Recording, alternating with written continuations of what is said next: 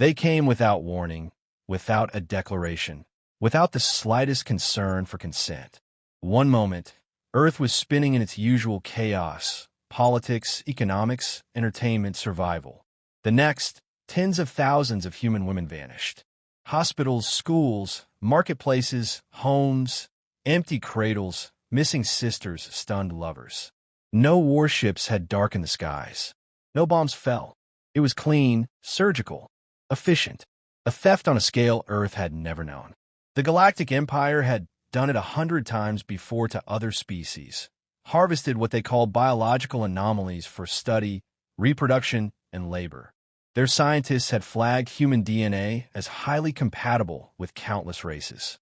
Female humans, in particular, were uniquely adaptable across various genetic lines. That alone made them valuable. So, the decision had been made in the sterile glow of a distant lab. Retrieve specimens from the Terran race. No permission needed. No need to warn a species they considered unfit to resist. Earth reeled. Governments scrambled to understand. Emergency meetings. Denial. Then confirmation. Videos surfaced, shaky and low resolution, showing shadows, lights, screams. Families were left with nothing but questions and empty bedrooms. And in that silence, something old stirred, not in the halls of power, but in the hearts of people who knew what it meant to bleed for someone you love. They underestimated humanity in a way only the supremely arrogant could. They thought Earth was divided, broken by borders, distracted by its own trivialities. But pain unites in ways peace never does. The first response didn't come from the UN or any national army. It came from a man named Marcus Shaw, a retired colonel who hadn't worn a uniform in over a decade. His daughter was among the missing. He didn't wait for permission. He didn't ask for orders. He sold everything he owned, contacted every black market dealer, every war buddy, every outcast and rogue genius who owed him a favor. He was the match. And humanity? Humanity was gasoline. Within a week, encrypted forums were flooded. Not with grief, but with plans. Engineers began dissecting salvaged alien tech left over from the last few decades of scattered contact. Hackers cracked galactic transmission protocols. Grieving mothers met in basements, organizing logistics like generals. Anonymous donations funneled into private space initiatives. Retired soldiers, street punks, and ex-cons lined up with one question: when do we hit back? The Empire believed their operation had gone unnoticed by most of the galaxy. They hadn't even deemed it worthy of an official log entry.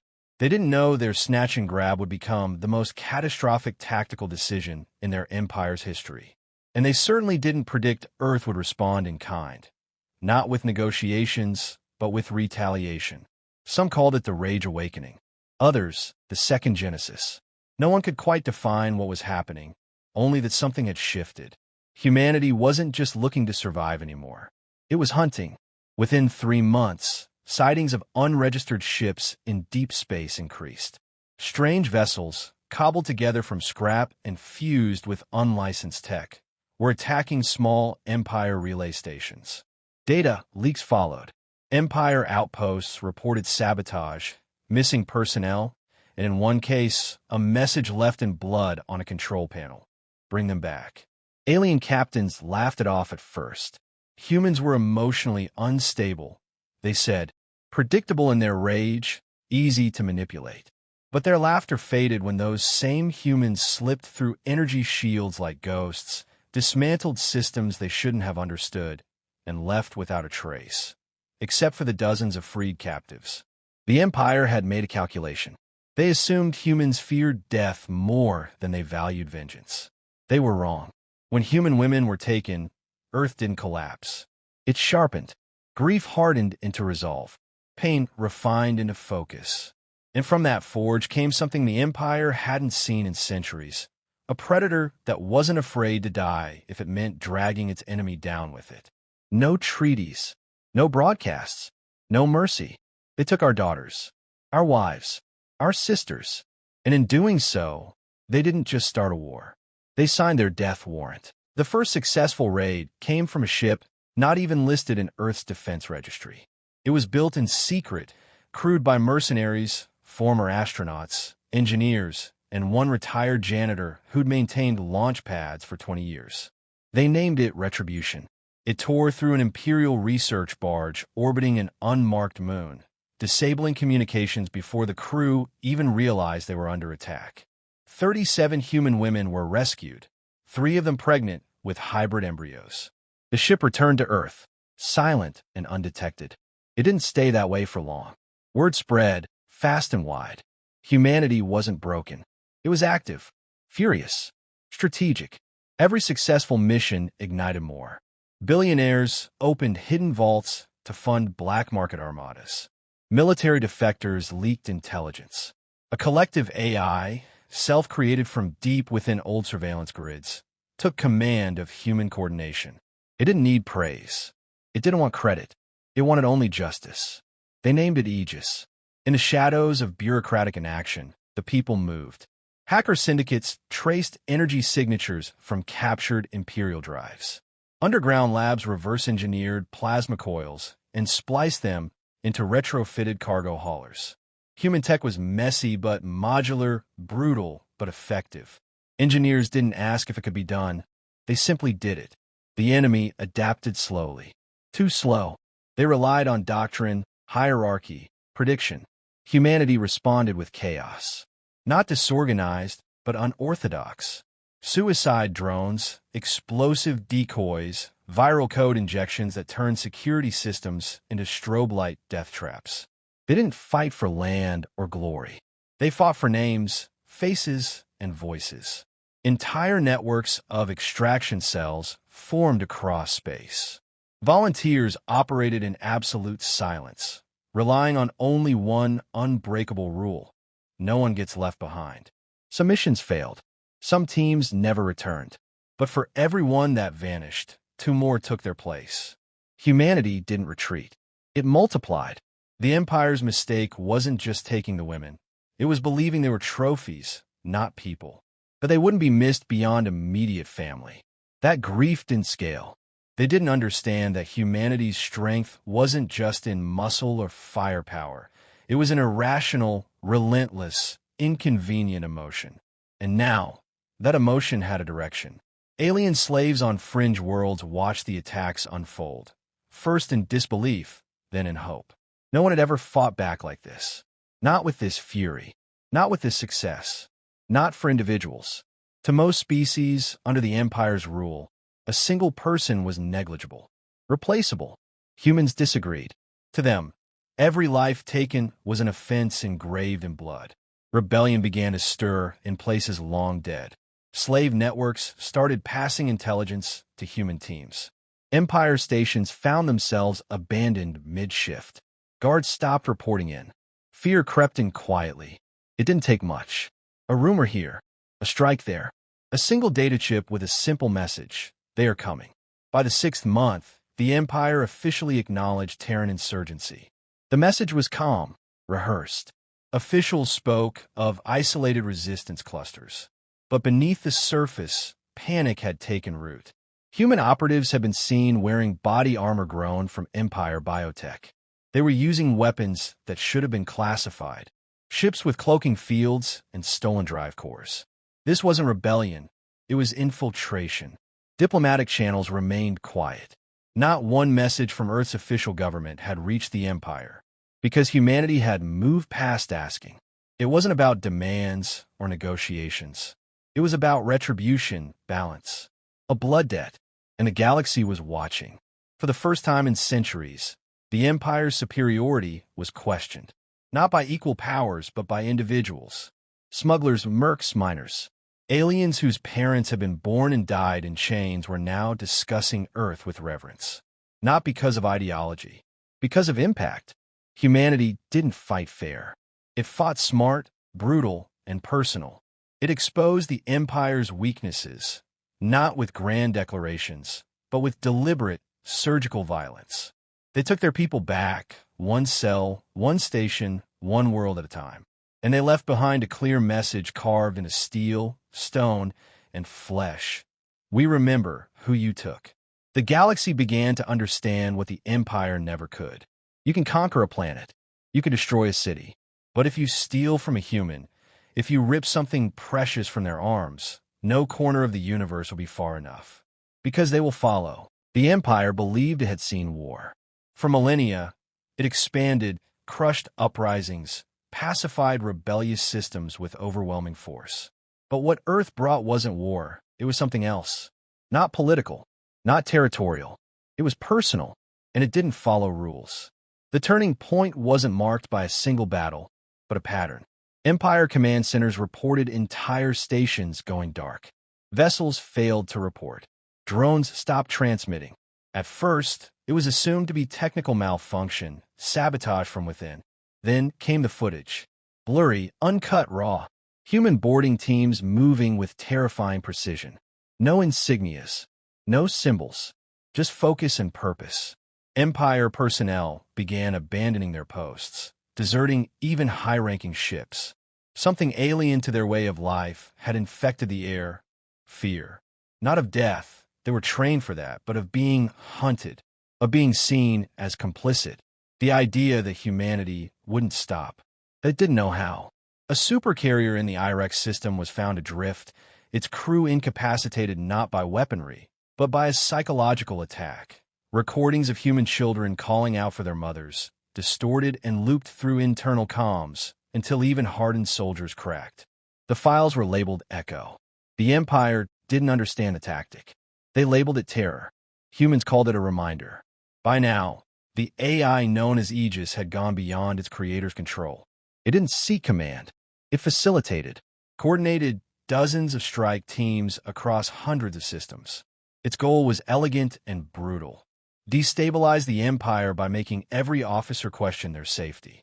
From the shadows, it manipulated logistics, rewired navigation paths, caused supply chain collapses, and spread deepfake messages signed with a simple phrase. Still here.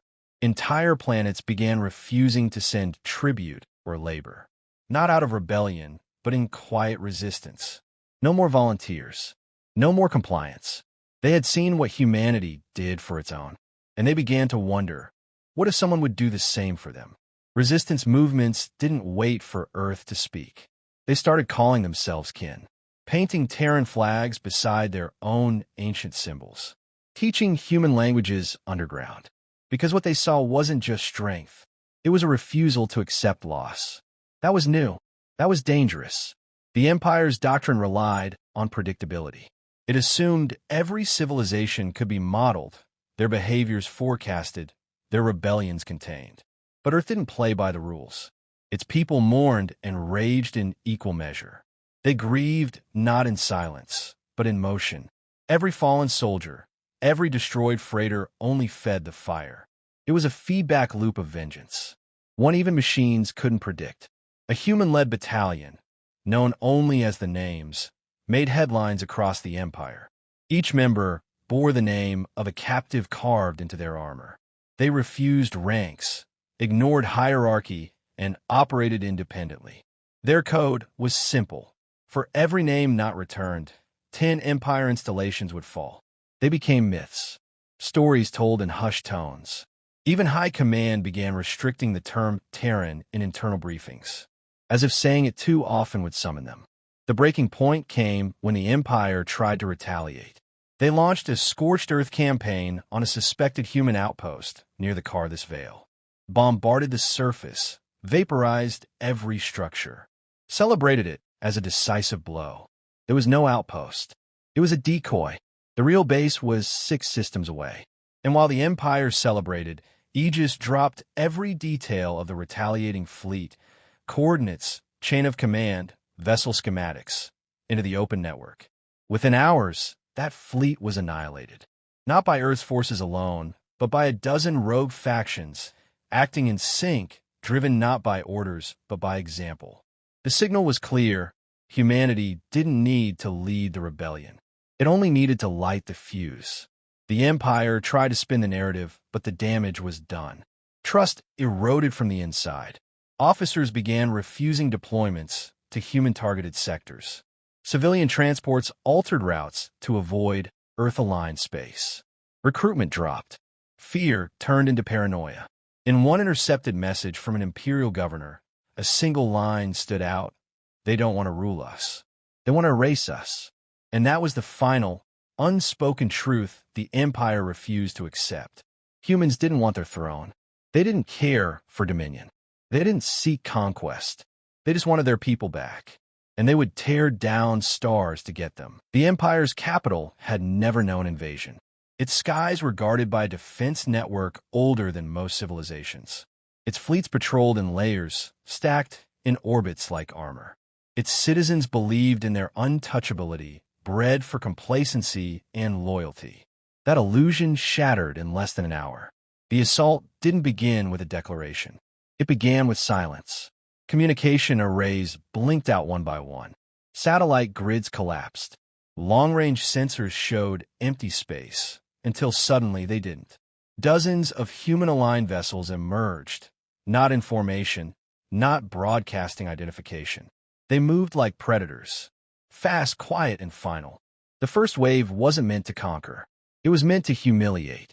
Propaganda drones flooded the atmosphere, broadcasting recovered footage from the abducted. Testimonials, crying children, whispered promises of return. Faces of women the Empire had deemed samples. Now martyrs. Now fury made flesh. The signal was simple. We didn't forget. Imperial command scrambled to mount a defense. Protocols were activated. Orders shouted. But chain of command fractured under pressure.